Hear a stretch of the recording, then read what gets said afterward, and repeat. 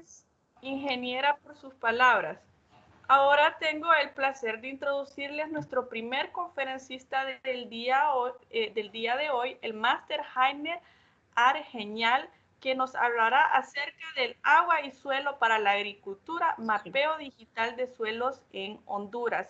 El máster Argenial es licenciado en biología de la Universidad Nacional Autónoma de Honduras y cuenta con una maestría en ordenamiento y gestión del territorio de la Universidad Nacional Autónoma de Honduras en conjunto con la Universidad Alcalá de Henares. Actualmente es profesor de la Facultad de Ciencias Biológicas de la Universidad Nacional Autónoma de Honduras, donde imparte las clases de Educación Ambiental, Biología General, Bases Biológicas y Biología Aplicada.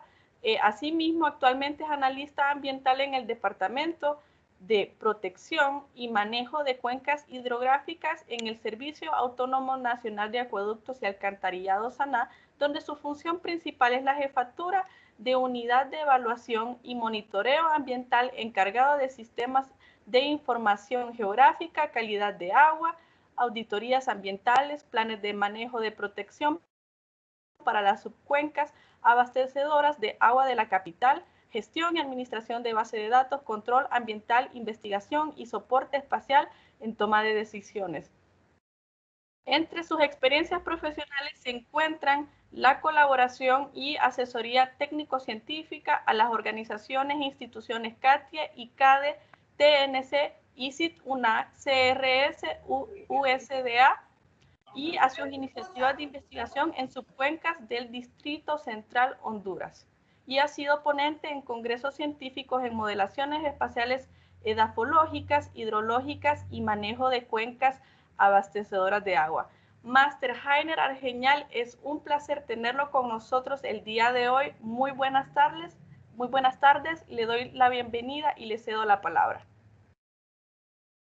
Ok, buenas tardes a todos y gracias por el espacio, por compartir aquí con ustedes. Bueno, voy a iniciar mencionando que ahí aparece el inicio, ¿no? El proyecto Agua Suelo para la Agricultura es un proyecto que se gestó a lo interno de la segunda agencia de cooperación norteamericana para el país, que se llama CRS, y adscrito a ese proyecto está el componente de mapeo digital de suelos para Honduras. ¿Qué es lo que vamos a ver nosotros en este momento que vamos a dialogar? Pues la experiencia de pilotaje que hemos hecho en mapeo digital de Honduras, que lo hemos realizado para las dos cuencas con embalse de la ciudad capital. Entonces, quiero mencionar así, estas fueron las instituciones que hemos sido parte de todo este proceso. Inicialmente el prestador científico era la Universidad de Purdue, acompañado de toda la institucionalidad que ven ahí ustedes, y seguidamente pues se cambió de prestador de servicio científico y se trasladaron las funciones al Departamento de Agricultura de los Estados Unidos. Entonces siempre con el soporte de la institucionalidad que ustedes ven ahí representados, incluyendo nuestra alma mater y todas las instituciones que ven por ahí. Algunos antecedentes, solo para ponerlos en contexto, siempre es muy importante, como les mencioné, hablar un poquito en estos espacios como educación ambiental de el área de pilotaje. Nosotros empezamos, vean, entre todas las instituciones a decir cuál es el área que debemos hacer el pilotaje. La ANE dijo el lago de Yohoa, el ICAFE dijo, bueno, nosotros queremos nuestras plantaciones de café, y como ustedes sabrán, sin agua no hay problema. Entonces Ana tenía con un poco más de garganta ahí y pues hemos seleccionado las dos cuencas capitalinas con embalse, tanto Guaserique y Concepción. En ese sentido les menciono que el día domingo en la madrugada ha rebosado nuestro embalse más grande de 36 millones de metros cúbicos. Bueno, ahorita tiene 33 porque ese rebose es muy importante para el lavado de todo el agua que estaba almacenada por ahí, que no había tenido algún recambio. Entonces les comparto esta buena noticia para que ustedes ahí estén al tanto. Como parte del antecedente, esa es la ubicación del área de estudio donde hicimos el pilotaje, el poligonito que está en rojo. Pues ahí no hay mucho que hablar en este sentido, Departamento Francisco Morazán. Y lo que quiero mostrarles aquí resumida, de una forma muy resumida, son algunos números de estas áreas del por qué nos inclinamos para hacer el pilotaje en estas dos áreas. Ahí están, ¿no? los vegetales de la ciudad vienen de ahí, 67% del suministro de agua viene de estas dos áreas. Hay más de hoy en día casi 800,000 beneficiarios directos, y ahí les dejo esos números para que ustedes puedan hacerse una idea del por qué tan importante fue para nosotros sopesar, hacer el pilotaje de mapeo digital en las áreas con embalse, ¿no? 67.5% del agua de la ciudad viene de ahí, y esta ciudad, pues como ustedes sabrán, es el núcleo urbano más grande que tiene el país, donde se concentra la administración del Estado y todas las cosas que ustedes pudieran conjeturar. En ese sentido, pues unos que otros slides para mencionar la problemática, y sobre todo no solo por hacer el drama del problema, sino para ir viendo que en la medida en que nosotros los técnicos podemos ir afinando los insumos para la planificación, en esa medida la respuesta o la fineza de la inversión puede tener un mejor resultado en todo lo que es el sistema de suministro y manejo de cuencas. Eso que ven ahí en amarillo es todo el uso agrícola. Prácticamente el 13% de ambas cuencas es agricultura de hortalizas con mucho aporte de químicos, y ahí lo que vemos es que más de la mitad del área de estudio está antropizada con un fuerte deterioro. Si lo separamos, digamos, Guaserique es más antropizada que Concepción, y ahí, ¿no? Y allí lo que muestro de alguna forma con esas fotografías son todos los problemas inherentes a la explotación hortícola que ocurren en esta área. Así les dejo unas pinceladas en este sentido. Todo lo que ustedes ven en negro es todo el uso urbano que genera un impacto fuerte a la calidad del agua, generando estas condiciones en los embalses, y entonces en ese sentido vamos caminando en generar insumos o cálculo de insumos que nos sirva para una mejor toma de decisiones.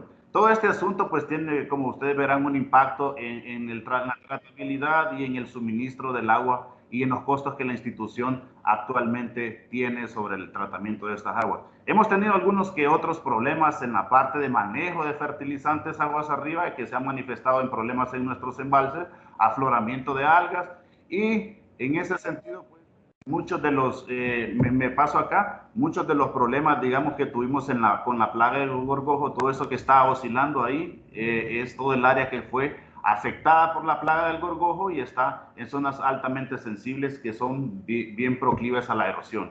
Y estas son algunas imágenes que he puesto para que ustedes conozcan los embalses de cerca, en términos del porqué y sobre todo los productos que nosotros vamos a presentar en esta presentación, que están relacionados a esto que están viendo aquí, a la parte de sedimentación y a estos escenarios que normalmente los embalses nos dejan ver en tiempo cuando está seco. Entonces, ¿cuál es el punto hasta acá? Que hemos caracterizado, digamos, el problema así muy rápidamente, porque parte de la información, de los resultados que hemos sacado con mapeo digital, son muy funcionales para afinar los lugares en donde debemos redirigir la inversión, ¿sí? Y entonces los problemas elementales de estas dos cuencas con embalse están relacionados bastante a la sedimentación, a lo que es escorrentía y sobre todo a lo que es el manejo de nutrientes. Entonces, mucha de la información que producimos a través del mapeo digital es vinculante con esta descripción del problema muy sucinta que hemos hecho hasta el momento. Podemos hablar mucho más de eso, pero lo dejaría para los comentarios. Y bueno, me voy acá hablando un poco de la información edafológica del país. Hablábamos en el grupo, pues la información de suelos en el país es poca, la verdad, es vieja, tiene mucha antigüedad, y desde un punto de vista de fertilidad, pues es obsoleta. Y lo otro es el término de la escala. La escala, pues es 1 en 500,000, la que está pública hoy en día, ¿sí? Muchos estudios, pues sí, detallados de agricultura de precisión están en manos privadas, pero no están accesibles para el Estado, digamos, para orientar planificación en áreas de alta importancia para el Estado. Es privado, ¿no? Y de alguna forma todo este problema de escala a lo que conlleva es que estos insumos edafológicos no son adecuados para la planificación territorial, tanto a nivel subnacional o a nivel de cuenca, que es lo que nosotros quisiéramos, pues tener información edafológica más adecuada para que los instrumentos de planificación fueran mejores, ¿no?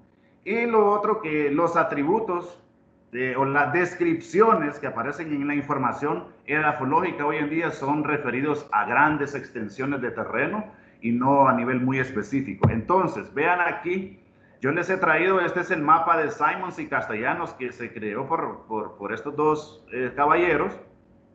Tiene 35 clases y esto es lo que normalmente hemos visto, ¿no? Estas son las clases que son los de los valles, Cocona, toda esa taxonomía que ustedes pueden ver ahí. Entonces aquí es un punto muy crítico para lo que sigue en el diálogo, que esto es un mapa taxonómico, un mapa vectorial que tiene polígonos y cada uno de esos polígonos obedecen a esas clases. Este mapa pues tiene 35 clases y así es, ese es el mapa público, 1 en 500,000. Este es el mapa de suelos FAO. Tiene 12 clases, pero siempre bajo la misma lógica. Es un mapa taxonómico de polígonos que asocia características a todos esos polígonos grandes. Entonces, veámoslo así. ¿Cómo se hacen, digamos? ¿Cómo lo trabajaban en aquel momento? Pues hacían calicatas o perfiles de suelo, describiendo las características físicas, químicas de los diferentes suelos y hasta llegar a tener un mapa taxonómico como ese que ven ahí, va, con esta clasificación. Entonces, ¿qué es lo que quiero poner de relieve aquí? Todo lo que aparece ahí seleccionado en magenta, creo que es, dice suelos de los valles acá arriba. Entonces, normalmente un mapa taxonómico tiene esa asociación de decir, ok, este suelo de los valles tiene todas esas características que están en amarillo. O es franco limoso, tiene esa altitud, tiene estas características texturales, pero lo hace esa asociación de todas esas características a todos esos polígonos. Asimismo, vean para suelos milile, que son los que tenemos por aquí, por el área de estudio. Entonces simple le dice, hay pH de tanto, la textura es tanto, la aerodabilidad es tanto, pero todo eso a un polígono grande hace toda esa asociación de esas características. Entonces, asimismo para los suelos Cocona, y así podemos seguir para las 35 o las 12 clases según la fuente. ¿Qué es lo que nosotros buscamos en este enfoque? Por ejemplo, el enfoque de mapeo digital lo que busca es modelar propiedades específicas. O sea, que todo lo que aquí en referente a la parte textural, arena, arcilla, limo, materia orgánica, digámoslo así, a esas características, lo que buscamos con el enfoque de mapeo digital es establecer cuáles son los valores a nivel de píxel de cada una de esas propiedades. Entonces, para el caso, vean aquí, tenemos un mapa de profundidad efectiva de un zoom que hemos hecho para el área de estudio. ¿Y qué es lo que buscamos? Bueno, ahí lo que ustedes pueden ver en rojo son los valores de píxeles más profundos, en donde el suelo es más profundo. Y los verdes son los sitios de cresta en donde los suelos son menos profundos, en la parte alta, ¿no? Entonces, ahí lo que ustedes pueden ver, retomando lo rojo lo más profundo, lo verde lo menos profundo, y así lo que vamos obteniendo son valores de cada una de las propiedades en función de, a nivel de píxel. ¿En función de qué? De la información de calicatas o perfiles que tengamos sobre el área de estudio. Entonces, hasta acá, repito, tenemos este enfoque que es una asociación de características a nivel de polígono y otra que es una modelación de propiedades a nivel de píxel. Entonces, aquí está el resumen a nivel de píxel y también características o clasificaciones asociadas a poligonales. Entonces, antes de llegar a este proyecto que aparecía en la presentación, se llamaba ASA, se llamaba Prosuelos. Luego se le cambió el nombre y se llama ASA, que es Agua Suelo para la Agricultura. Antes de que llegara este proyecto, para el área piloto que estamos haciendo, teníamos este trabajo de suelo, ¿sí? Y lo hicimos, como les mencioné, yendo al campo, perforando, estableciendo todos esos sitios de barrenación y sitios de calicatas. ¿Todo está bien? ¿Escucho por ahí? ¿Todo está bien? Sí, ingeniero, todo perfecto. Solo algún usuario estaba con el micrófono activado. Entonces, con este estudio hicimos todas esas barrenaciones y todas esas calicatas.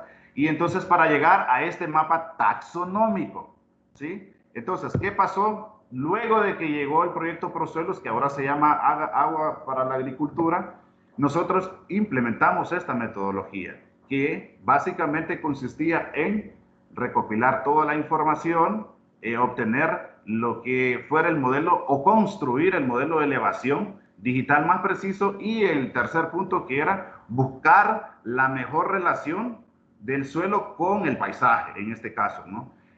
Prácticamente sería como hacer un cálculo de todas las variables que inciden en la formación del suelo, y en este caso hemos sopesado la parte de material parental y lo que es las derivadas de terreno, como lo vamos a ver en ese sentido. Y el último paso, como lo ven en el número 4, es hacer la modelación de la propiedad que hemos de seleccionar. Y así está el proceso iterativo.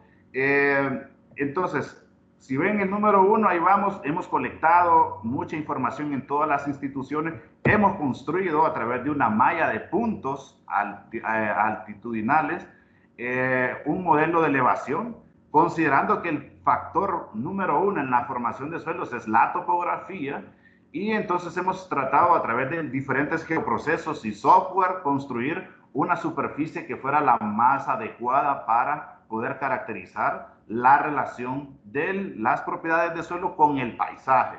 Entonces, hemos construido este modelo de elevación con toda la malla de puntos y hemos hecho un proceso de limpieza, de hacer la superficie un poco con menos ruido, como pueden ver acá, y hemos utilizado todo lo que son las herramientas de geoprocesamiento y hemos caminado en ese sentido.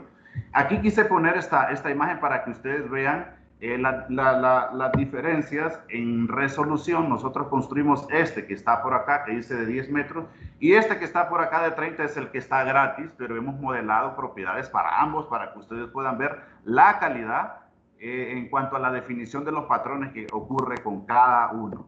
Entonces, el paso 3, que era lo que yo les mencionaba, que era desarrollar el modelo conceptual, o sea, cuál es la relación que existe entre las propiedades del suelo y la configuración del paisaje. ¿Cuál es la relación que existe entre X propiedades del suelo con ciertas derivadas, ciertas covariables, ciertas derivadas de terreno que nosotros calculamos a partir del modelo de elevación digital? Entonces, utilizamos estos software, como les digo, y procedimos de la forma siguiente. Aquí están 3 derivadas de terreno que nosotros calculamos. Ahí está un índice de posición topográfica, un índice de humedad topográfica que básicamente marca en azul aquellas concavidades en donde topográficamente puede acumular más humedad, y un índice de pendiente, si lo vemos así, que es la variación de Y en el plano, ¿no? Entonces, además de esas 3, podemos calcular muchas más. Lo que estoy mencionando así es la metodología. Entonces, para el primer ejercicio que hicimos, nosotros sumamos, pónganle que sumamos la posición topográfica con el índice de humedad topográfica más el material parental, que era la geología, y nosotros obtuvimos esto que ven acá. Entonces, ¿esto qué es lo que ustedes ven ahí? Es un mapa de tipos de suelo. O sea, es un mapa de 5 tipos de suelo que mejor definen la relación de suelo con las características topográficas, o mejor define la relación suelo-paisaje. Entonces, hicimos todo un proceso matemático, ahí no vamos a entrar en ese detalle, sé que alguno que interese, pues podemos facilitar el enfoque, no hay problema. Y luego de identificar la mejor relación suelo-paisaje, nos vamos al paso 4, que ya es desarrollar el mapa de suelo continuo, o sea, modelar la propiedad, ya sea profundidad, ya sea arena, limo, arcilla, en ese sentido, materia orgánica o pH, según sea. Entonces, aquí solo voy a mostrar algunas interfaces del software que es SOLIM, cuyo algoritmo de espacialización es la lógica difusa, ¿sí? Y entonces ahí solo por mostrar algunas de las interfaces que pueden seguirse para poder llegar a la consecución de nuestro mapa final, que es lo que más me interesa en esta presentación, no tanto el software acá, sino que es justamente que en este punto utilizamos nuestra información de las calicatas, nuestros valores de arena, arcilla, limo que fueron registrados en las calicatas que hemos perforado, para que luego nos dé un mapa continuo de esas propiedades. Estos fueron los resultados que nosotros modelamos. Profundidad efectiva, arcilla, arena y materia orgánica, como las clases texturales, materia orgánica y profundidad. Y como les mencioné, claro, modelamos para un modelo de 30 metros, modelo de elevación de 30 metros y uno para 10. Y ustedes pueden ver aquí las diferencias, los patrones como son más homogéneos, de mejor calidad que en el de 30. Entonces, aquí ven ya solo, ¿no? ahí aparece en magenta, creo, los puntos de las calicatas que utilizamos para la aplicación de la lógica difusa. Voy pasando allá en unas diapositivas adelante, hice un zoom más conveniente para que ustedes puedan ver cómo a nivel de zoom sí hay una variación espacial y para que puedan apreciar el comportamiento de los resultados. Aquí solo les mostró así en grande los resultados preliminares. Y luego de que tuvimos estos primeros resultados, empezó el equipo. Ok, bueno, vamos a ver, pasémosle la lupa. Y empezamos a ver los patrones, empezamos a ver los números, las estadísticas, si la lógica, la distribución espacial era zoológicamente correcta. Y empezamos a ver, y bueno, empezamos a pasarle la lupa, como les digo. Después del análisis, de pasarle la lupa, nos fuimos al campo. ¿Para qué? Porque resultó que los primeros resultados tenían poca confiabilidad, no tenían patrones, los patrones eran poco realísticos y nos fuimos a tomar más calicatas, hicimos más agujeros, hicimos más muestras de laboratorio para poder afinar esto, ¿no? Y bajo el mismo enfoque tuvimos esto, agregamos muchas más calicatas y sobre todo capturando cómo podría variar X valor en un perfil topográfico, ¿no? Tanto en la cresta, en el centro y en el pie de monte, si lo vemos así. Y luego de hacer eso, pues teníamos estos escenarios, este número de calicatas, hasta 58, y el último que era 118, que fue lo que llegamos a tener de perfiles de calicata. Empezamos, analizamos, y empezamos a ver que empezamos a tener problemas. Decimos nosotros, no, vamos a hacer un mapa de tipos de suelo de 10 clases, de 15, de 5, de 8, o sea, toda la suma que les explicaba de las covariables. Y entonces estuvimos pensando, probando, hasta que llegamos a nuestro último protocolo de afinamiento. Y entonces, luego de eso, ¿qué resultó? Bueno, estas son las covariables que vamos a utilizar para hacer nuestro mapa final. Entonces, ¿qué resultó? Que de todas las derivadas topográficas del modelo de elevación digital, hicimos una suma con el mapa de lluvia anual. Entonces a eso le llamamos un mapa de 18 clases topoclimáticas. Luego, como la lógica de formación de suelo le dice a uno que el material parental es muy importante en la formación del suelo, hemos sumado todo lo que es el material parental y entonces al final ya tenemos un mapa de 62 tipos de suelo o 62 agrupaciones geomorfológicas o topográficas que mejor definen la relación del suelo o la propiedad con el paisaje. Y así hicimos modelaciones para 58 calicatas y 18. ¿Qué es lo que vamos a ver aquí? Justamente los resultados. Entonces tenemos el mapa de profundidad efectiva. Profundidad efectiva, entonces nosotros, bueno, hay que comparar con 58 calicatas cómo se mira espacialmente, teniendo 62 clases de suelo. Y entonces ahí modelamos profundidad con 58 calicatas y modelamos profundidad con 118 calicatas, siempre con 62 clases de suelo, o sea, 62 clases que mejor describen la relación suelo-paisaje a través de la suma de material parental, el raster de clima y todo lo que eran las derivadas topográficas. Entonces, en ese sentido, ahí está la profundidad para ambos escenarios de calicatas. Y modelamos materia orgánica, ¿sí? Para 58 calicatas y para 118. Y asimismo modelamos arena para 58 calicatas y para 118 calicatas. Ustedes van a ver que cambian los patrones espaciales. Ya lo vamos a ver un poco más de cerca. Entonces, luego, arena, arcilla, limo. Ahí vamos con el limo. Y ahí está. Ahora, el limo y la arcilla, ¿no? Aquí está. Para 118 calicatas y 58. Y asimismo, arcilla, perdón, para 58 y arcilla para 118. Ahí está el pH para 58 y pH para 118. Entonces ven que ya no es un valor de un grupo de propiedades asociadas a un polígono. Es un valor que tiene cada píxel para cada una de las propiedades.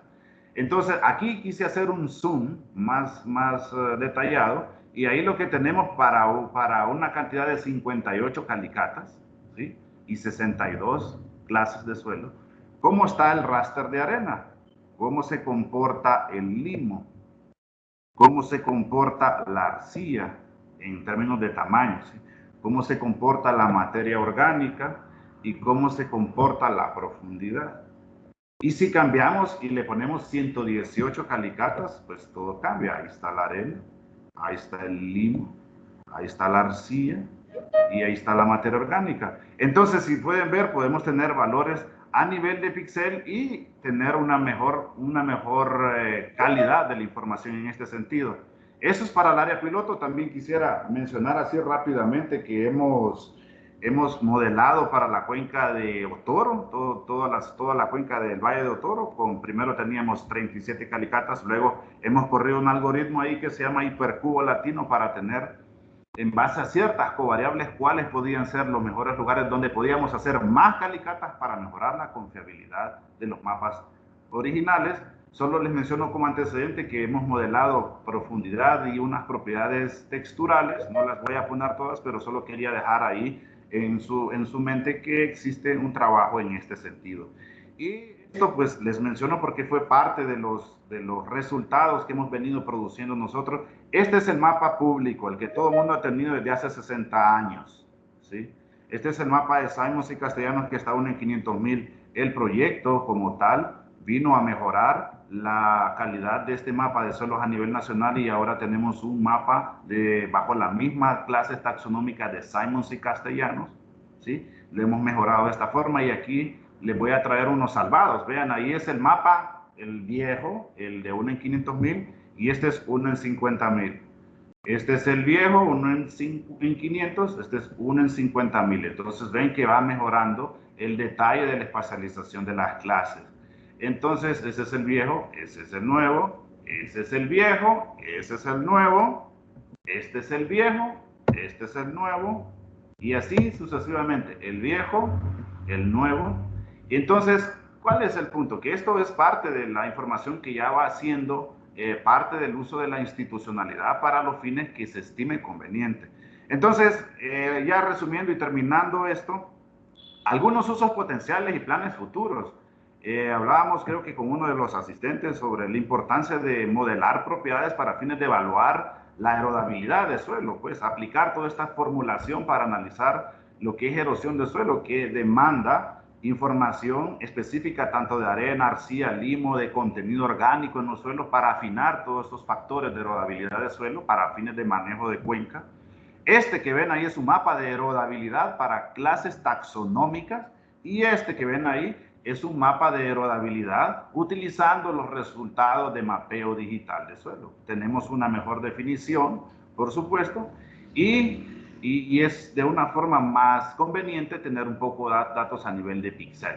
Entonces, si caminamos, por ejemplo, ¿y qué pasa si construimos? Creo que en la presentación pasada en este mismo foro hablamos sobre los portafolios de inversión para servicios ecosistémicos. Cuando utilizamos información taxonómica, digamos, si quisiéramos invertir en agroforestería, en protección, en reforestación, en todas esas actividades que aparecen ahí. En el caso de la rosada, que es la más grande, en agroforestería, con mapa de suelo taxonómico aparece de esa forma. Si le ponemos resultados de mapeo digital, ven que hay mayor defragmentación de las actividades, o sea, nos indica a los manejadores de que tenemos de alguna forma que la ciencia nos aporta un poco más de variabilidad y un poco más de detalle para poder tomar mejor nuestras decisiones de manejo. Aquí quise sacar otro zoom. Vean, ese es con mapa taxonómico y ese es con insumos de mapeo digital de suelo. Mapa taxonómico ese, insumos de mapeo digital de suelo y nos mejora, ¿no? Nos mejora la espacialización de aquellas actividades en aquellas zonas de alta importancia. Y ese mismo mapa taxonómico, mapa con mapeo digital de suelos. Y esto pues, ya con esto termino. Hemos hecho finalmente lo que es un mapa de susceptibilidad a erosión. Esto se los presento por primera vez, no los había sacado, los tenía por ahí, pero quise hacerlo con ustedes. A través de todos los resultados hemos pues espacializado de esta forma y podemos hacerlo, por ejemplo, en cualquier área del país que tuviera la información.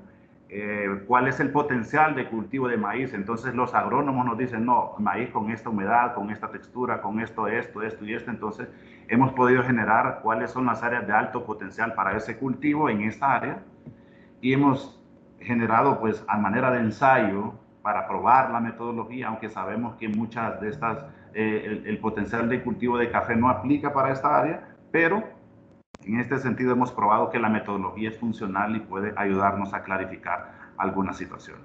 Yo les muestro esto, la funcionalidad, la idea aquí es dialogar sobre el enfoque metodológico y estoy aquí para cualquier comentario que ustedes crean conveniente. Muchas gracias.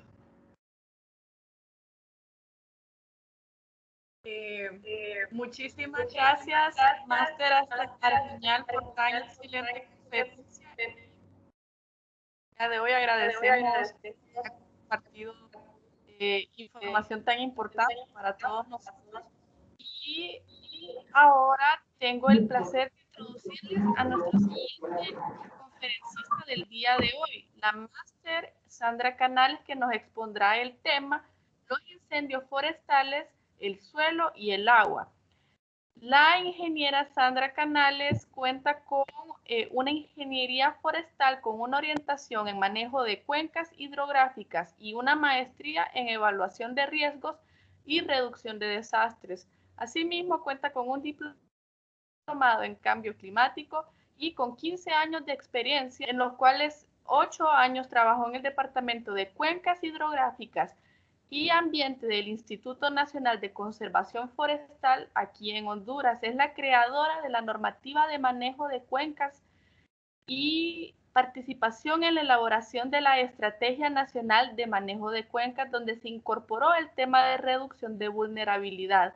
Estableció aportes importantes para la política de Estado para la gestión integral de riesgo en Honduras, PEGIR, como representante de ICF. Ha impartido capacitaciones a nivel de técnicos y comunitarios regionalmente y de otras instituciones en temas de gestión de riesgo, cambio climático, manejo de cuencas y manejo y uso de fuego.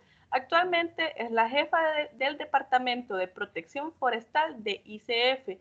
Dirige el funcionamiento del Centro de Operaciones Interinstitucional de Incendios Forestales en Honduras y ha participado en la elaboración de la Estrategia Regional de Manejo de Fuego para Centroamérica y República Dominicana. Ha recibido capacitaciones de mediano plazo en Nicaragua, Panamá, Estados Unidos, con el Servicio Forestal de esta nación y España. Ingeniera Canales, es un placer tenerla con nosotros el día de hoy. Le doy la bienvenida y le cedo la palabra. Hola, buenas tardes a todos. Es un placer estar con ustedes. Solo quiero que me confirmen si me escuchan porque yo escuché entrecortado ahorita que hacían la presentación. ¿Me escuchan? Sí, le escucho bien. Ok. Bueno, mi presentación tiene por título Los incendios forestales, el suelo y el agua. Entonces, he elaborado esta presentación con el objetivo de conocer algunos datos, o de conocer los datos más bien estadísticos a nivel nacional de los incendios forestales y los impactos que estos tienen en el suelo y el agua, ¿verdad? Y no ver este tema de los incendios forestales como algo desvinculado de todos los demás recursos.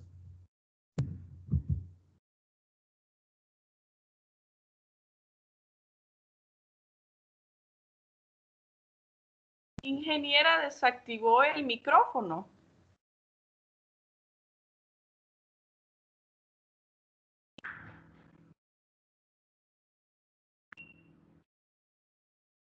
Ingeniera Sandra. Hola, hola. Sí. ¿Me escuchan? Es que no la escuchábamos. Ok, les decía que mi presentación lleva por título Los incendios forestales, el suelo y el agua, ¿verdad? Con el objetivo de conocer algunos datos estadísticos a nivel nacional y ver la vinculación que estos tienen o los impactos en lo que es el suelo y el agua.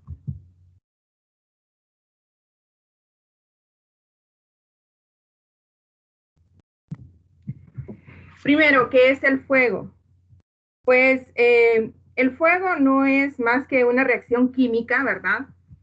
donde hay un desprendimiento de luz y calor producido por la combustión de un cuerpo.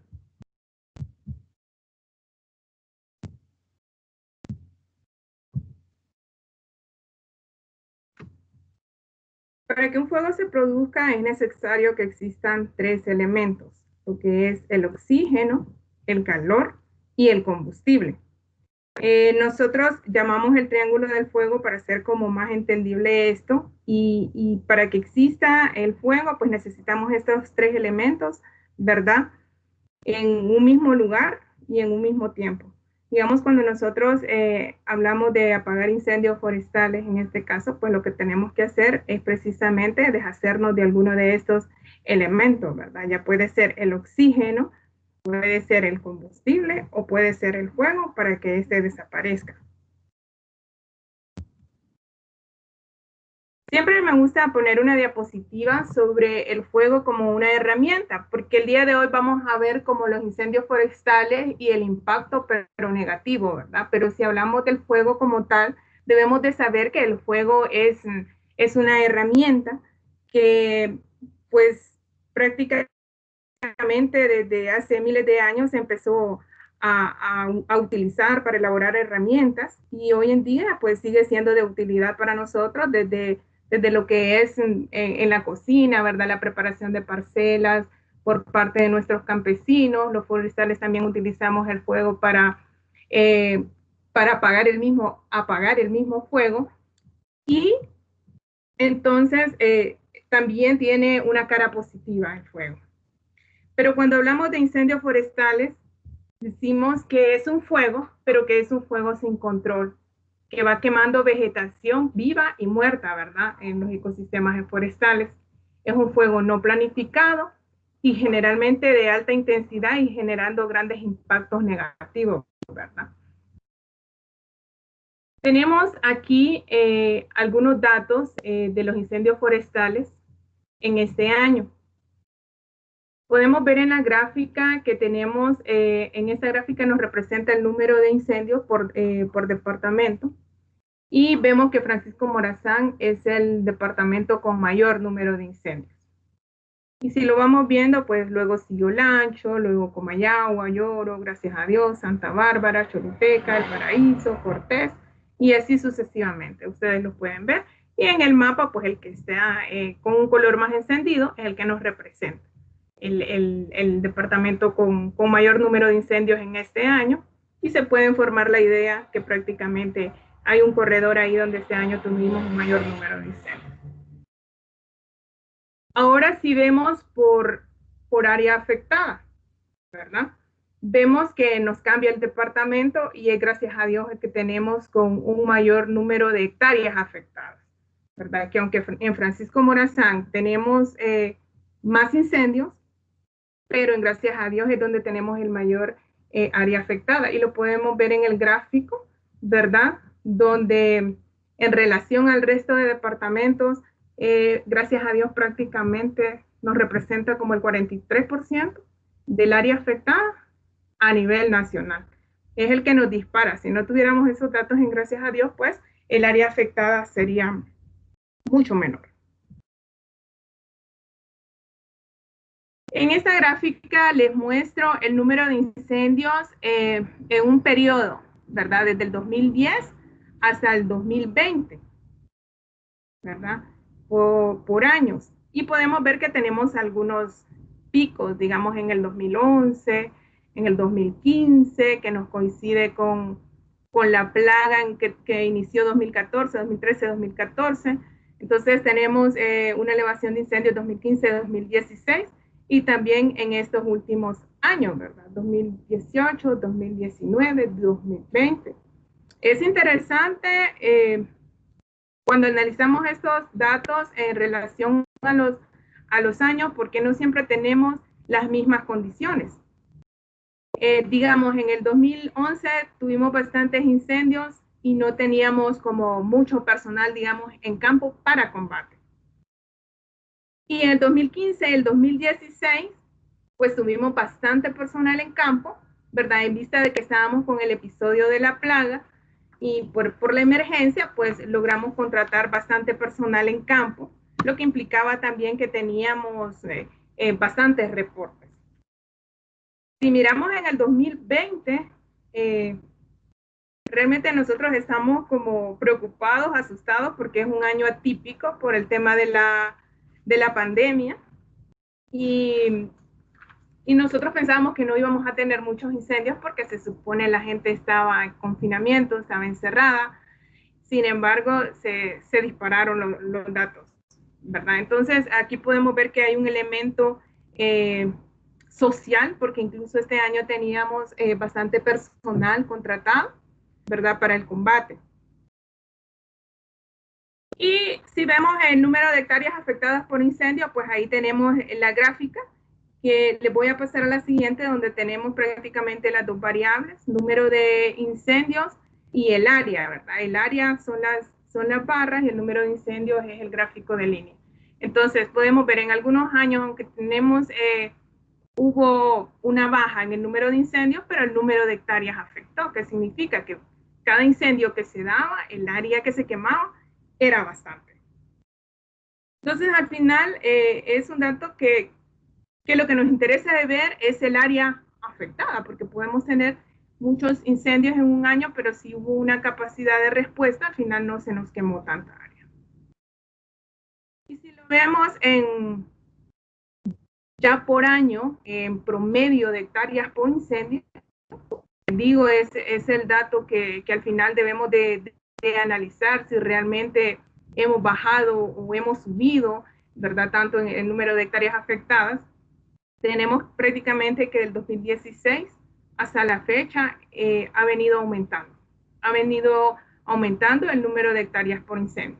Entonces, yo pongo esta gráfica, ¿verdad? De hecho, hace poco hicimos esta presentación ante las diferentes instituciones que trabajamos en el tema, y es súper importante compartirla con ustedes, ¿verdad? Con la universidad. Yo sé que hay mucha gente conectada aquí, principalmente alumnos de la universidad, para hacer un poco de reflexión, ¿verdad? Hacer reflexión sobre estos temas que a veces somos muy indiferentes. Bueno, teniendo esos datos, entonces aquí escribí algunos daños que causan los incendios forestales, ¿verdad? Hablamos de la desaparición de la cubierta vegetal. Lógicamente, cuando hay un incendio, pues aunque la intensidad sea baja, toda esta cubierta, la hojarasca se nos va a quemar. A raíz de eso, pues la pérdida de suelo por la erosión, ya que los suelos nos quedan descubiertos. Y esto nos lleva a que haya un incremento de la escorrentía como consecuencia de una menor protección de este suelo, ¿verdad? Lógicamente, hay una disminución de recurso hídrico y porque reduce lo que es la capacidad de infiltración, asimismo reduce la calidad del agua. También las emisiones de los gases, ¿verdad? Que vienen a contribuir a lo que es el efecto de invernadero, el aumento de la temperatura ambiental. Incluso podemos ver que hay una pérdida en ingresos en el sector turístico, ¿verdad? Por la pérdida de la belleza escénica. Alteración en el comercio por el exceso de humo. Por ejemplo, muchos años se han cerrado los aeropuertos. Nosotros no hemos logrado tener como este dato cuánto se pierde por las horas que a veces se cierra el aeropuerto. Sería interesante, pero no hemos logrado tener ese dato. Asimismo, las afectaciones a la salud de los ciudadanos, ¿verdad? Cuando en estas temporadas, por todos estos humos, todas estas partículas suspendidas, pues también incrementan en los centros de salud, en los hospitales, el ingreso generalmente de personas más vulnerables, como son los niños y los adultos mayores. Bueno, si hablamos sobre los impactos que puede tener en la foresta, en el bosque. Aquí tengo dos imágenes. Tenemos una de un bosque verde, una regeneración natural, ¿verdad? Muy, muy bonita. Y vemos la otra con las llamas prácticamente hasta las copas en muchos de estos casos. Y lo que les mencionaba, pues, ¿cómo nos afecta? Pues nos va a quemar desde el sotobosque, toda la hojarasca. Aquí prácticamente se ve afectado, ¿verdad? Todo este mantillo, toda esta capa fértil. Asimismo, si tenemos vegetación que es joven, de diámetros pequeños, prácticamente se van a morir si ellos no logran soportar el chamuscado, ¿verdad? De las hojas, de su corteza, asimismo de las raíces, ¿verdad? Va a depender si esta vegetación, ya hablando de árboles o arbustos, la que esto, el tipo de suelo. Esa imagen es un bosque, no es quemado, sino más bien es un bosque afectado por el Dendroctonum, el gorgojo del pino. Y bueno, los incendios forestales no necesariamente nos queman siempre, en verdad, muchas veces sobrevive, y más el pino, que es un tipo de ecosistema que es dependiente del fuego. Esto significa que necesita del fuego para poderse reproducir, ¿verdad?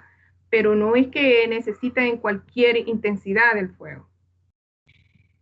Pero lo que les quería comentar, el fuego nos afecta, a veces no siempre nos mata. El árbol maduro que puede sobrevivir a un incendio, a cierta intensidad de fuego, pero la recurrencia de estos incendios en estos bosques los va deteriorando y va deteriorando nuestro bosque. ¿Qué es lo que va pasando? Que lo vuelve más vulnerable, ¿verdad? Aunque no se muera y aunque nosotros miremos que se quemó y que cuando llueve pues ya se pone bonito de nuevo, pero realmente lo va debilitando, ¿verdad? Como ese niño que nosotros no le damos la alimentación que necesita, los nutrientes que necesita, y lógicamente cuando le ataca una enfermedad, pues lo ataca fuerte hasta poderlo matar.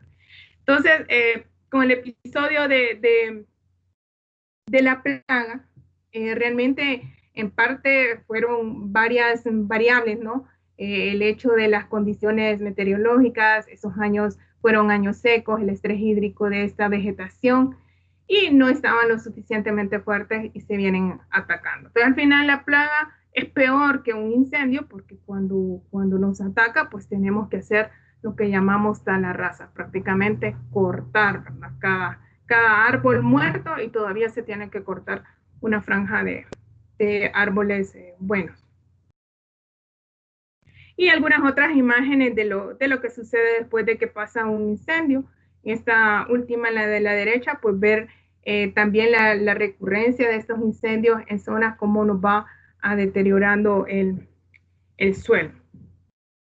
Esta es una imagen de algunos de los incendios que vemos cada año en nuestro país, en la temporada más crítica, en diferentes puntos, ¿verdad? De nuestro país, en áreas protegidas, en microcuencas productoras de agua, y muchas veces donde no se puede ni entrar a combatir. Y bueno, otra imagen aquí que nos muestra la plaga y prácticamente lo que les comentaba. Una vez que son afectados por plaga, pues es peor, porque hay que cortar prácticamente tala rasa de este bosque. Los impactos en el suelo. Bueno, aquí algunas funciones del suelo. Primero es como mencionar que nos sirve para la retención de carbono, la retención de humedad, la purificación del agua, hábitat de diferentes organismos, aquí todo un ciclo de nutrientes, también como regulación del clima, regulación de inundaciones, suministro de alimentos. Y si vamos haciendo una relación de todos estos elementos, podemos ver que hay muchas funciones, ¿verdad? Y los incendios forestales al final tienen un impacto en las propiedades físicas, químicas y biológicas del suelo, ¿verdad?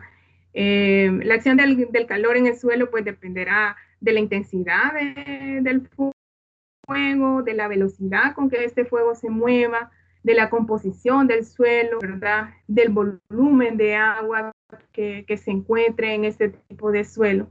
Por ejemplo, suelos ricos en materia orgánica, pues tienen una menor conductividad. También si tenemos suelos donde hay bastante humedad, puede este puede servir como amortiguador de estas temperaturas y lógicamente puede ser que el impacto en las raíces sea menor.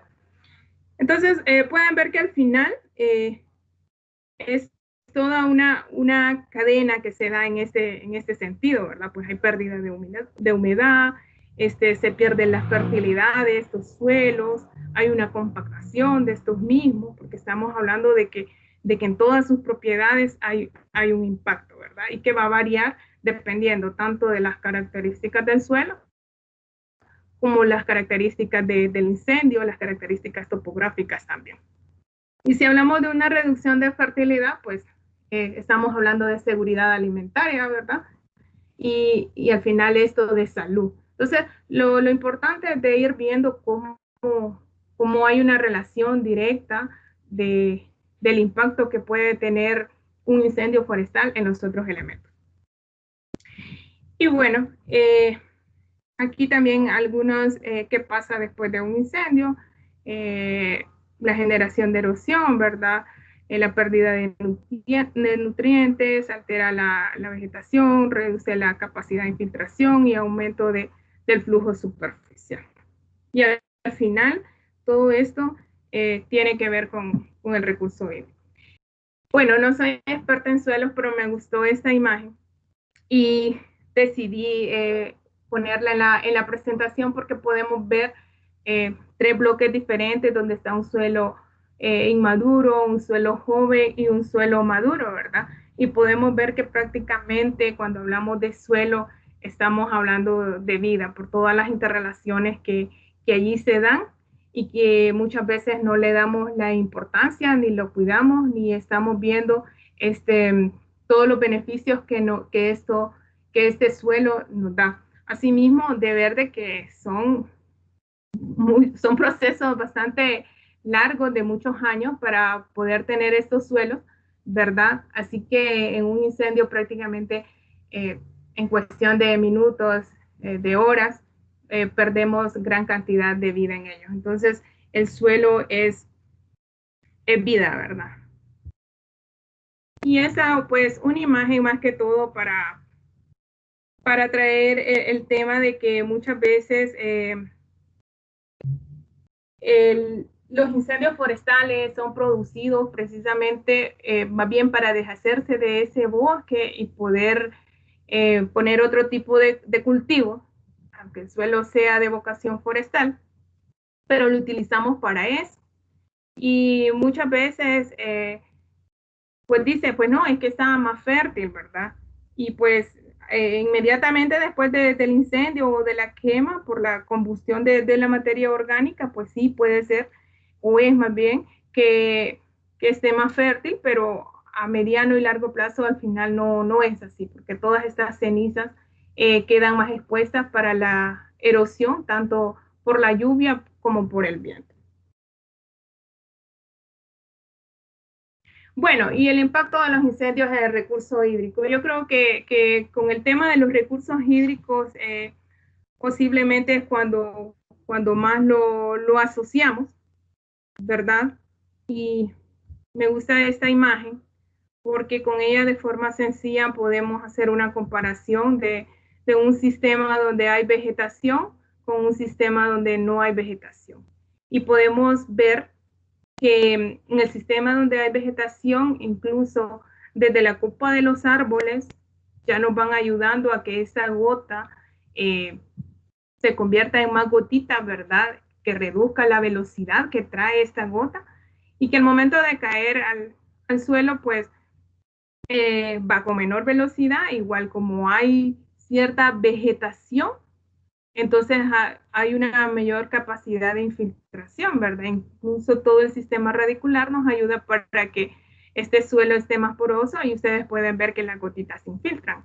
De esta manera van alimentando nuestros acuíferos.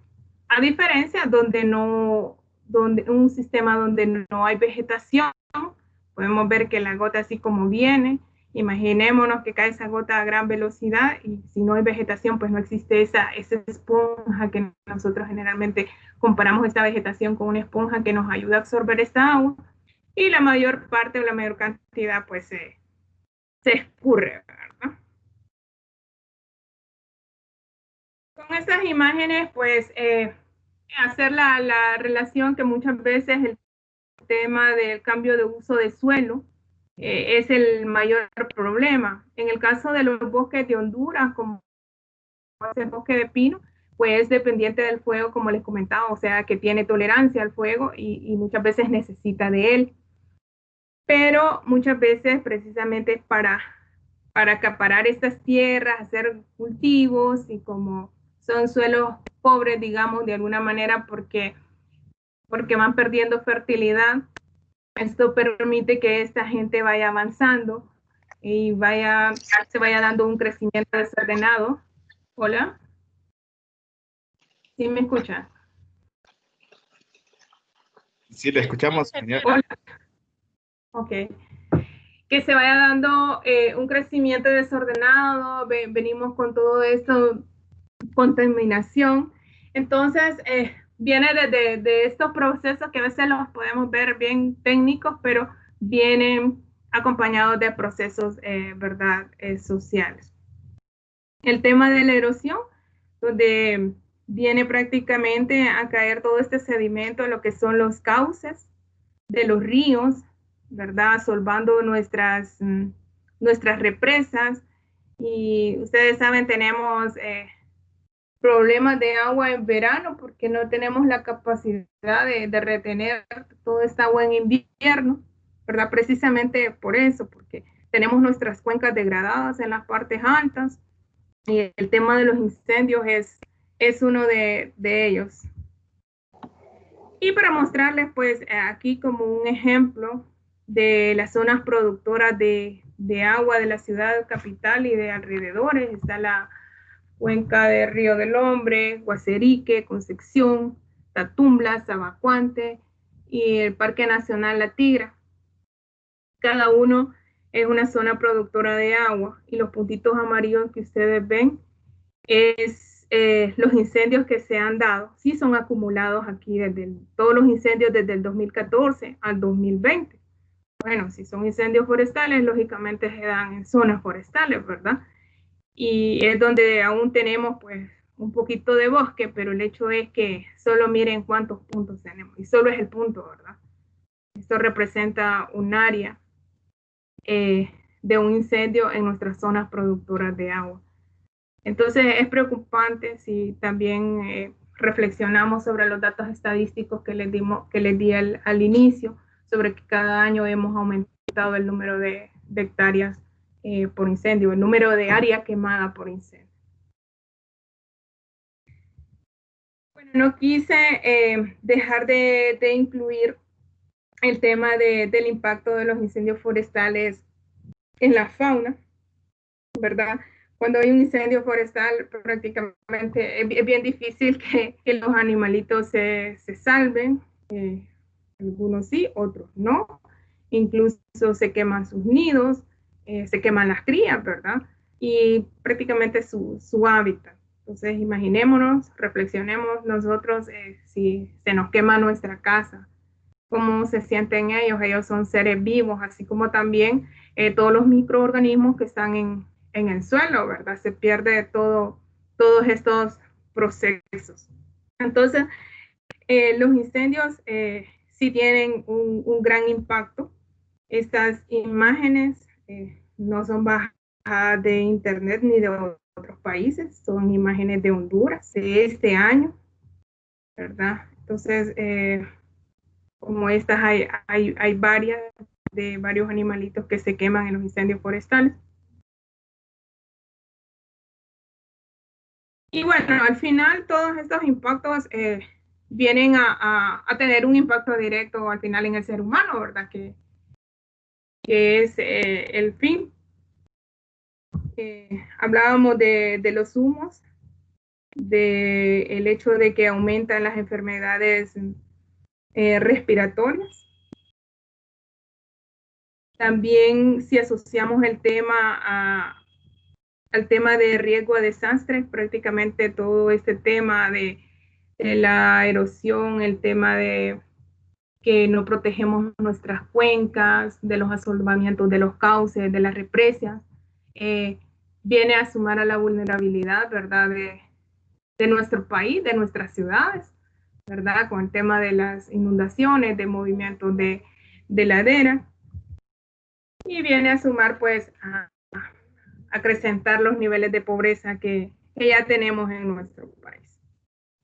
Y también pues aprovechar a decirles que igual trabaja mucha gente en estos temas, a veces también somos indiferentes a esto, solo vemos el tema como se nos está quemando el bosque, pero también es otro elemento importante que cuando incendiamos nuestros bosques pues estamos comprometiendo también la vida de toda esta gente que va a combatir estos incendios solo porque a alguien se le antojó meterle fuego.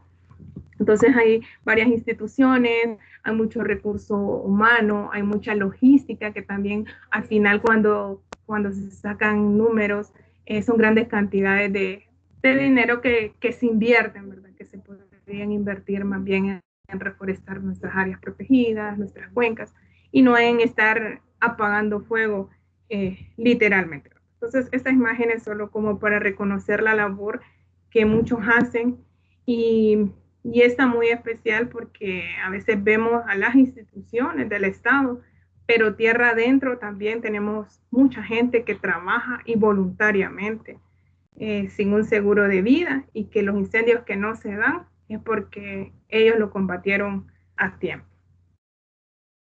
Y como resumen, pues si tenemos menos incendios, ¿verdad? Vamos a tener más bosque y en consecuencia vamos a tener más agua. Y aquí termina mi presentación. Muchas gracias. Muchísimas gracias, ingeniera Sandra, por su conferencia del día de hoy. Verdaderamente que es un tema muy importante para todos nosotros, sobre todo en la actualidad, proteger todos los recursos naturales con los que contamos. Le agradecemos por su tiempo y por compartir su experiencia. Ahora comenzamos con la sección de preguntas y respuestas. Nuestra primera pregunta viene de nuestro participante Mark Romero y su consulta es, en relación con lo que se mencionó sobre considerar a los mapas de suelo Simmons y Castellanos y FAO como referencia o punto de partida, quisiera saber por qué razón los mapas geológicos elaborados por el IGN en las décadas de los 70, 80, 90 y 2000 no suelen entrar en la discusión ni ser considerados como un insumo o referencia. Existen 26 hojas cartográficas en escala, unos 50,000 disponibles al público en el repositorio de la Universidad de Princeton. ¿Estos podrían aportar información válida? Pues, hola, ¿sí me escuchan? Sí, lo escuchamos, Sí, Máster Argel. sí, podemos responder en dos partes. En verdad que la información de las hojas geológicas que mencionan fueron elaboradas hasta donde entiendo yo, si no, espero que Marco Tejo me corrija, que está dentro del público, fueron elaboradas para un corredor del país en donde está concentrada la actividad minera de alguna forma.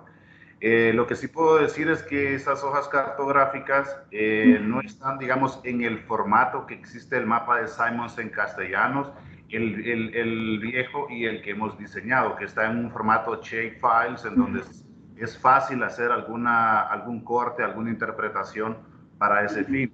Lo que puedo mencionar es que de alguna forma la digitalización de todo lo que es la geología de esas hojas, al menos yo no la he visto hasta el momento. Sí sé que si yo tengo las hojas, de hecho, pero digamos está en un formato de hoja cartográfica y digamos a nivel de separar en un formato más amigable para hacer algunos geoprocesos y que pueda servir de base para, digamos, para el mapeo digital, es un trabajo que hay que finalizar. Sí sé que han habido algunas iniciativas, ¿sabe? De ciertos entes para terminar de trasladar de formato de hoja cartográfica a un formato de shapefiles u otro formato de geodato para hacerlo más amigable.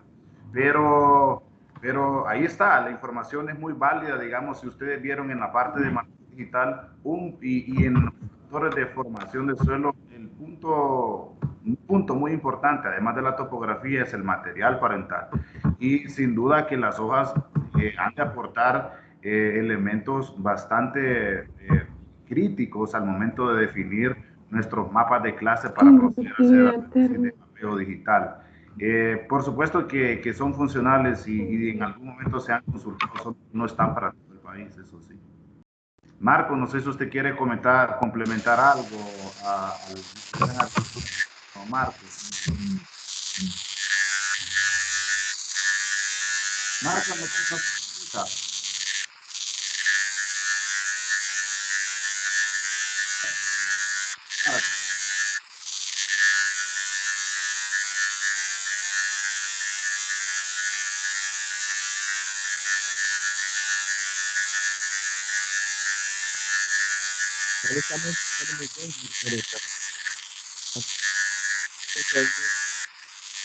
Buenas tardes, licenciado Trejo. Fíjese que no lo escuchamos bien.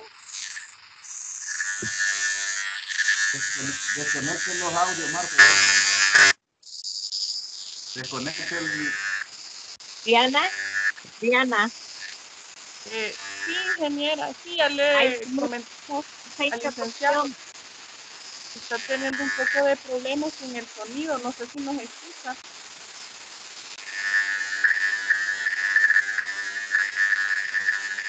Bueno, al parecer entonces ya no vamos a poder contar con su participación y ya que está teniendo problemas técnicos con el sonido, entonces vamos a pasar con la siguiente pregunta.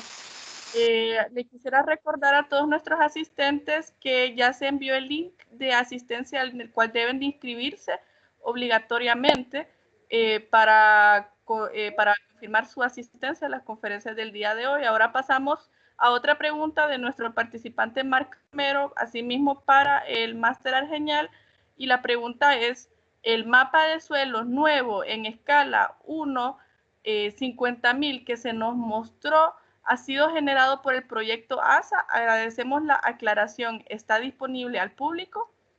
Máster Argenial. Sí, el proyecto, sí, el mapa fue actualizado por el proyecto Agua Suelos para la Agricultura y que fue auspiciado por CRS, ¿sí? Y de alguna forma se tomó toda la colecta de información que ha venido generando varios edafólogos en el país, incluyendo a Marco, que está acá.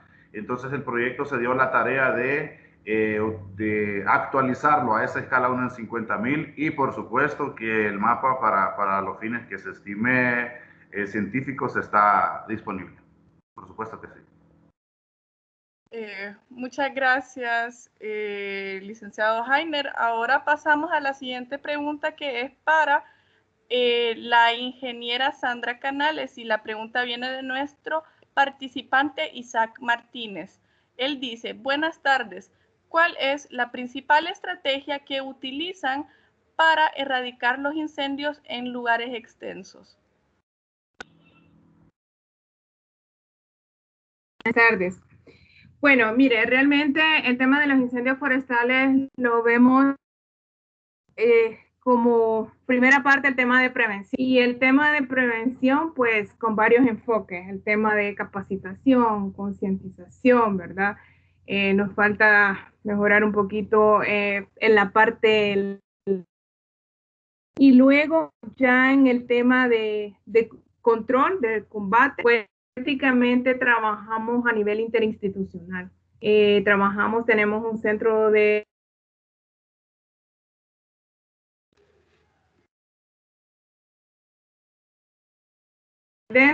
¿verdad? Donde podemos organizarnos y ya en campo ver cómo atacar estos incendios. Pero, como le digo, realmente son dos etapas. Uno que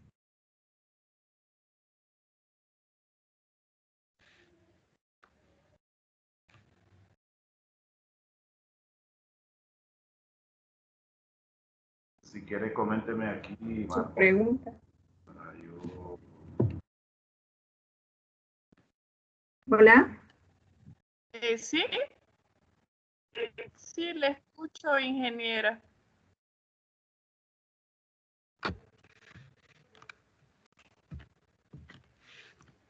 Ingeniera, ¿me escucha? Hola, sí. No sé si escucharon mi respuesta. Se cortó un poquito al final, no sé si, bueno, al menos a mí, no sé si podría repetir lo que dijo al final. Se cortó del final. Ok. Ok. Ok, listo. Preguntaban sobre la estrategia, ¿verdad? Al momento de combatir incendios.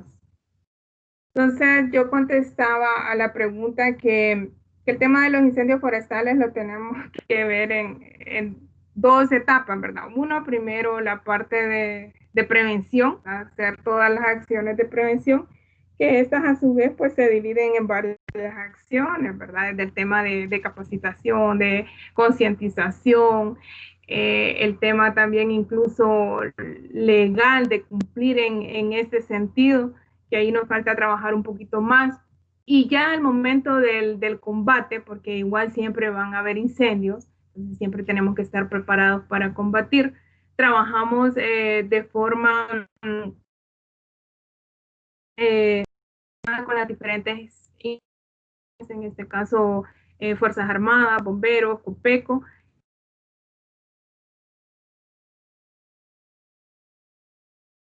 Se tiene un centro de operaciones interinstitucional, ¿verdad? Donde se trabaja ya en campo bajo el sistema de mando de incidentes, que es organizarse entre todas las instituciones, hacer el análisis del incendio y ahí pues tomar la decisión de cómo va a ser el combate, en este caso cuando ya existe el incendio. Muchísimas gracias, ingeniera, por su respuesta. Ahora tenemos otra pregunta de nuestro participante, el ingeniero Dionisio Carranza. Él nos comenta, yo tuve una conversación con un doctor en la especialidad de minerales en suelos y me dijo que los campesinos sin saber queman las parcelas donde hacen sus cultivos y me comentó que las cenizas de los incendios son un gran fertilizante. ¿Qué opina usted al respecto? Esta pregunta es para la ingeniera Sandra Canales. Sí, como les mencionaba, en realidad al momento de darse la quema, pues toda esta materia que se quema se convierte, ¿verdad?, en cenizas y hace que nuestra primer producción sea muy buena. Entonces los campesinos dicen, bueno, sí, es más fértil. Pero lo que yo les decía es a corto plazo, ¿verdad? Porque esas cenizas quedan tan expuestas que rápidamente se van a ir en la primera tormenta, ¿verdad? O por el mismo viento, no se está dando un proceso natural, ¿verdad? De que estén expuestos estos minerales. Entonces, la primera producción puede ser que sí se le dé muy bien al campesino, pero a mediano y largo plazo no, porque más bien estos minerales se pierden y nos van quedando estas tierras infértiles. Entonces, por eso se da la agricultura migratoria, porque van quemando una parcela, rápido ya no les da, ¿verdad? No les produce como ellos quieren y van avanzando y van botando más bosque para tener otra parcela. Y es aquí el problema. Muchísimas gracias, ingeniera. Ahora otra pregunta de nuestra participante, Jimena Mejía, para usted también. Pregunta, ¿qué acciones toma el ICF y también el SANA para prevenir los incendios y la tala, sobre todo en los lugares que usted mencionó, Río del Hombre, Guaserique y Tatumbla? Bueno, igual asociado un poco con el tema de prevención. Nosotros elaboramos un mapa de riesgo a incendios todos los años, o de susceptibilidad a incendios más bien. Priorizamos áreas, porque al final pues tenemos un país de vocación forestal, podemos decir tenemos mucha vegetación aún, pero sí para nosotros es prioridad nuestras áreas protegidas, nuestras zonas productoras de agua, ¿verdad? Entre ellas las que mencionaba tanto el licenciado Jainer como yo, que puse de ejemplo en mi diapositiva. Y bueno, aquí trabajamos ya a nivel de cuencas. La institución tiene un departamento de cuencas hidrográficas que trabaja en conjunto con el departamento de cuencas del SANA. Elaboramos planes de manejo, o sea, planificamos qué se puede hacer. Y entiendo, por ejemplo, el licenciado Jainer, uno de los que ha trabajado mucho en estas áreas precisamente, de verdad, sus estudios han sido orientados en esta área con el objetivo de realmente trabajar en base a esa planificación. Entonces, bueno, en estos planes pues están los diferentes programas que se tienen que realizar, desde el tema de trabajar con las comunidades, el tema de capacitación, lo mismo, el tema de recuperar áreas degradadas, ¿verdad? A través de la reforestación, el tema incluso cuando se contrata ya personal, pues priorizar estas áreas que sean las primeras que se atiendan y ahí vamos trabajando en ese sentido, en estas áreas productoras de agua. No sé si el licenciado va a agregar algo más.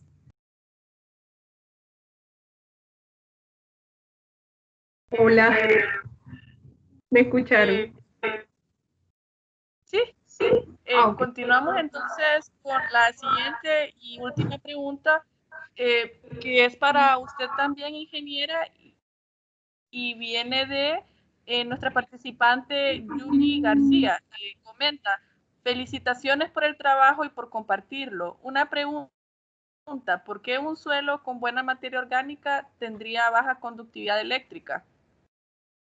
¿Baja conductividad? Eléctrica. Menor conductividad térmica. Eléctrica menciona. Pero no, es una menor. No, pero es una menor conductividad térmica, una menor conductividad de temperatura, de calor, precisamente porque hay toda esta materia orgánica, toda esta humedad, ¿verdad? En comparación a otros tipos de suelos, pero es menor conductividad térmica. Ok, muchas gracias, ingeniera. Bueno, y ahora tenemos otra pregunta para usted también. Viene de nuestra participante Janet Torres y pregunta: buenas tardes, ingeniera Sandra. En concordancia con la pregunta de qué acciones están realizando para prevenir incendios y tala de bosque, quisiera saber si este mismo posee algún protocolo, sistema de monitoreo y vigilancia de las cuencas que actúe de forma inmediata ante estas emergencias y que dé constancia que estas acciones sí se están dando. Ok, yo le mencionaba, precisamente cuando nosotros elaboramos tenemos que priorizar áreas, ¿verdad? Porque es mentira que podemos tener el control de todos los incendios o de todas las áreas, pero sí priorizamos estas áreas. Digamos, nosotros contratamos cuadrillas que estén, o sea, incluso cuando se dan los incendios, nosotros tenemos que priorizar. Hay días que hay incendios que no se atienden porque el personal no se ajusta, ¿verdad? Y en este caso sí debemos de priorizar en estas áreas. No sé cuál sería mi medio de verificación, los informes que nosotros elaboramos. A veces trabajamos, digamos, en este caso el SANA, ellos son los encargados, son los comanejadores, ¿verdad? Tenemos un convenio con ellos, donde ellos se encargan de esta zona, ¿verdad? Como comanejadores. Y en muchos casos lo que hacemos es contratar personal que sea específico para estas zonas. No se puede hacer todos los años, o no se ha podido hacer todos los años, no obviamente, pero sí se ha hecho. Incluso se busca la forma de que sean las cuadrillas que están en las comunidades. En el caso de esta su cuenca, ¿verdad? Porque son personas que ya conocen sus áreas. Y como le digo, a veces el incendio que no se dio y que no salió en el medio de comunicación, pues no se sabe porque no se extendió más, ¿verdad? Pero muchas veces, por eso yo ponía en una de mis imágenes, son héroes anónimos, porque precisamente el incendio no se hizo grande porque hubo una comunidad, hubo una cuadrilla, incluso prácticamente voluntaria, y más en estos casos a nivel de comunidades, parece que hay un poco más de conciencia más bien, porque ellos protegen su fuente. Entonces, también muchas veces tampoco se ve porque es el tema de capacitar más a nivel local. ¿verdad? Y como les digo, al final los honores muchas veces a las instituciones porque se presentó a un incendio que ya se hizo grandísimo, porque no se atendió cuando iniciaba. O sea, si el fuego inicia pequeño, no, hasta con el pie lo puede apagar uno cuando inicia apenas la llamita que se pudo iniciar por la quema de una basura, etcétera. Entonces, es bien difícil así, ¿verdad? Porque se mira el incendio grande cuando ya se dio. Pero sí, hay muchas comunidades capacitadas, juntas de agua. Y le puedo decir, en Occidente hemos tenido una buena experiencia. En la parte de Occidente hemos venido trabajando así. Y la idea, pues, seguirlo trabajando así. Realmente trabajar a nivel de comunidades, de capacitar cuadrillas a nivel local. Solamente no sé si contesto la pregunta. Sí, está respondida la pregunta. Muchas gracias, ingeniera.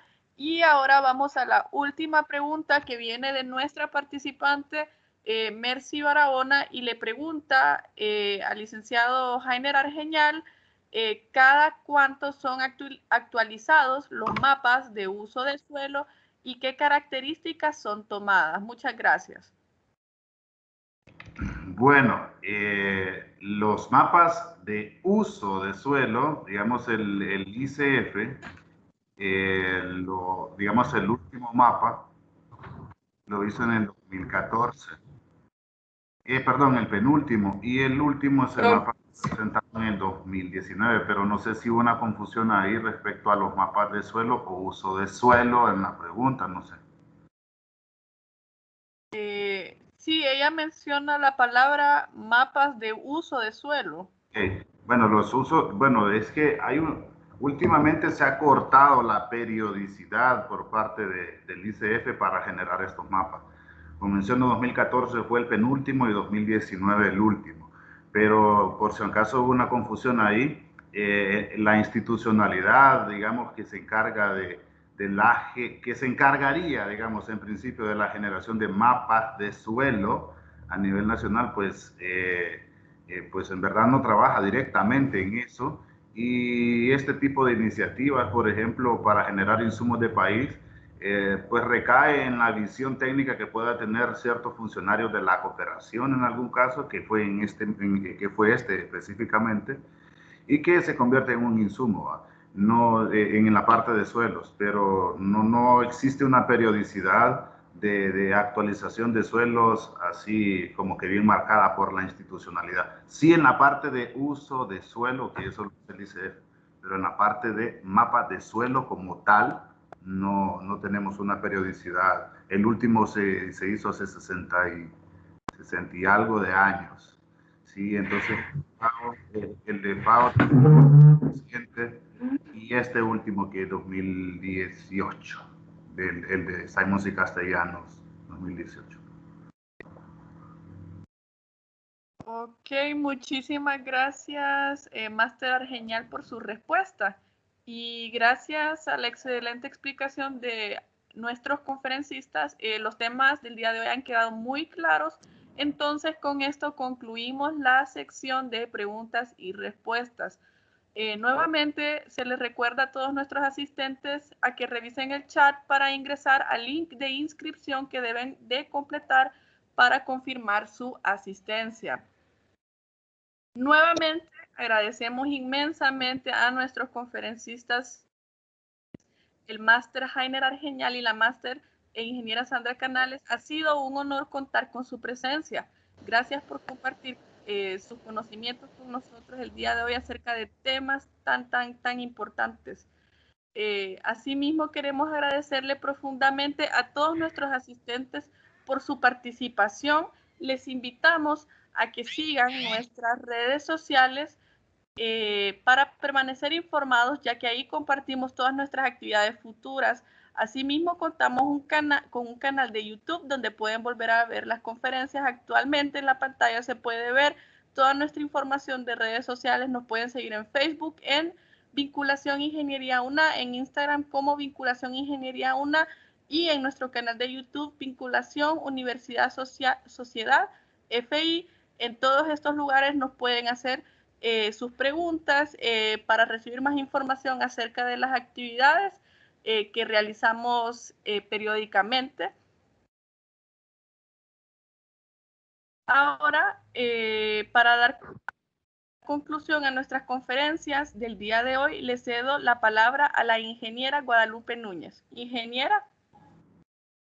Buenas tardes nuevamente a todos y a todos. Quiero agradecer primeramente al ingeniero Jainer Argeñal, a la ingeniera Sandra Canales por tan buena exposición.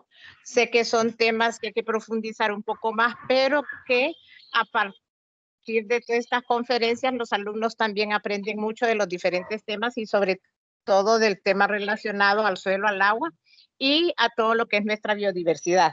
Agradezco también a los participantes por su anuencia y por participar siempre y asistir a estas conferencias. Siempre considerando pues que, como dice nuestra moderadora Diana, siempre ahí está el listado de conferencias que se siguen presentando todos los jueves y algunos martes. Gracias a todos por asistir, gracias a todos por participar y sobre todo dar gracias a Dios porque todavía estamos con vida y sanos y con salud. Gracias a todos.